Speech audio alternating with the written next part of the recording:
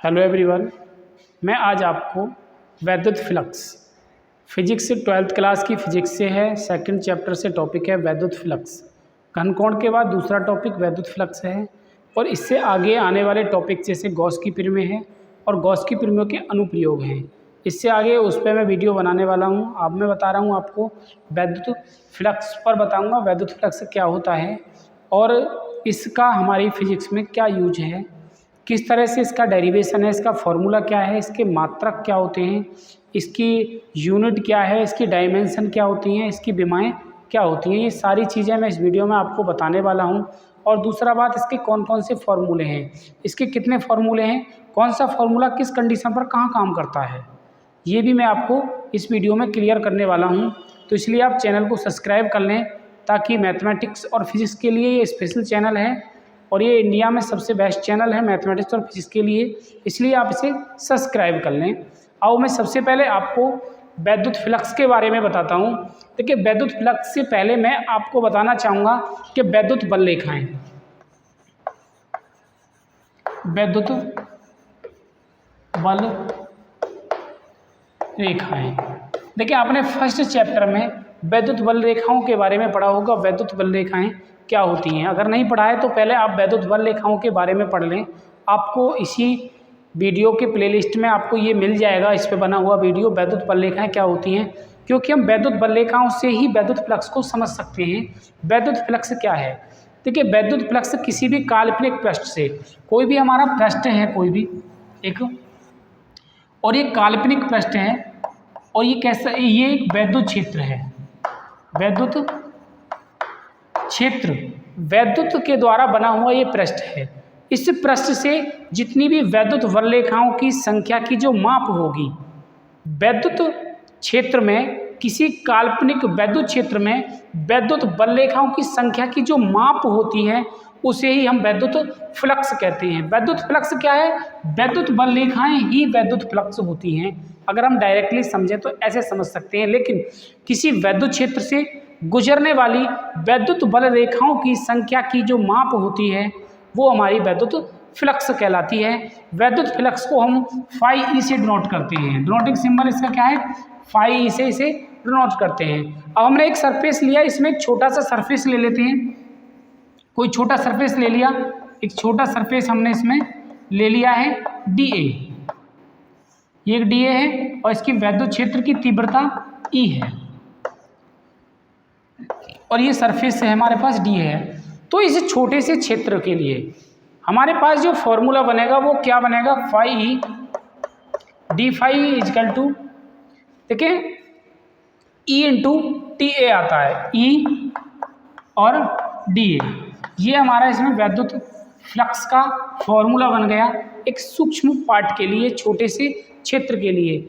अगर हम बात करें इसमें अब कि अगर संपूर्ण के लिए निकालें तो ऐसे ऐसे अगर इसमें बहुत सारे क्षेत्र होते हैं, बहुत सारे इसमें एरिया ऐसे ऐसे होते हैं, छोटे छोटे छोटे, और संपूर्ण पूरे ही वैद्युत क्षेत्र के लिए अगर हम इसका निकालते हैं तो यहाँ पर हम क्या करते हैं, इन सब का सम कर देते हैं, इन सब का सम कर देते हैं और यहाँ आ जाता है, जब हम इसका संपूर्ण का निकालेंगे, संपूर्ण का निकालेंगे तो क्या आ जाएगा? फाई और ये summation of E D A.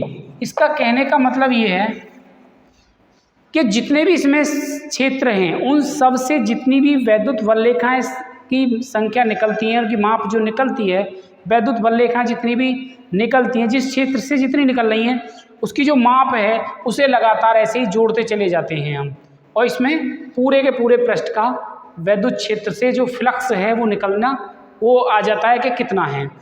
अब दूसरी बात इसमें आती है, हमने एक फॉर्मूला पढ़ा है कि d phi equal to E D A cos theta.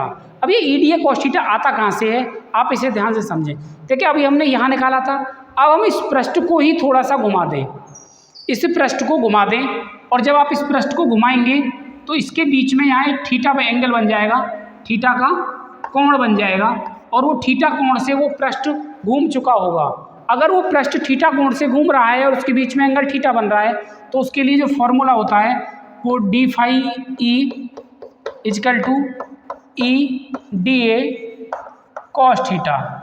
अगर हम इस फॉर्मूले को देखें ये पार्ट, तो ये पार्ट हमें ये चीज़ रिप्रेजेंट करता है A dot B is equal to A B cos theta को। तो इसके प्लेस पर हम क्या लिख सकते हैं, डी फाई ही is equal to E vector dot d A vector. ये इसका वेक्टर फॉर्म है, वेक्टर रूप है इसका, इस तरह से इसका वेक्टर रूप आता है।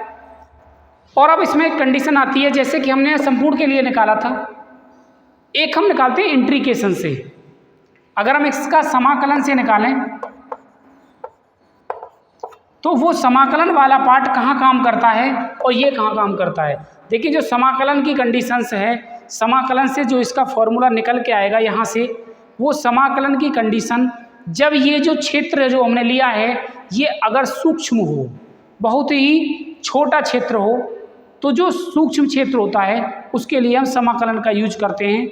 इसमें समाकलन का फॉर्मूला भी यूज हो सकता है, आप उसे भी देख सकते हैं कि क्या वो फॉर्मूला हो सकता है। अगर समाकलन का फॉर्मूला है तो वो ये है, इसी का फॉर्मूला है इंट्रीकेशन ई इंटू डी ए,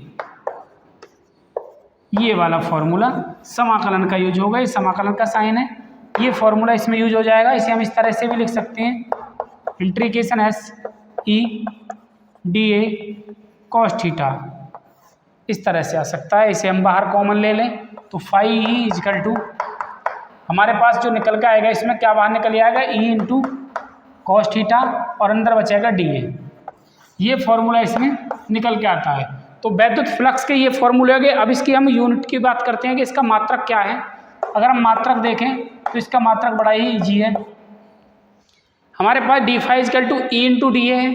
अगर हम ई का मात्रक देखते हैं तो ई का मात्रक क्या होता है, न्यूटन बटे कूलाम, और ई क्या है, ये मीटर स्क्वायर।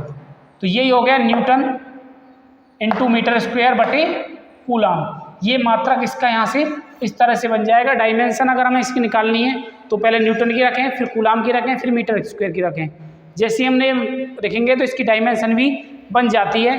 डायमेंशन क्या होगी आप ये भी देख लें, इसकी डायमेंशन हमारे पास होगी ml की 3 टी की पावर -1 और a, ये हमारे पास इसमें इसकी यूनिट हो जाएगी। ml की 3 टी की पावर -3 और a की पावर -1, ये डायमेंशन होगी। और इससे आगे में आपको इसके पास में जो दूसरा जो प्रमेय है वो है गॉस की थ्योरम। गॉस की थ्योरम और उसकी एप्लीकेशन से रिलेटेड अगली वीडियो बनाने वाला हूँ। तो थैंक यू फॉर वॉचिंग, और चैनल को आप सब्सक्राइब कर लें। Thank you.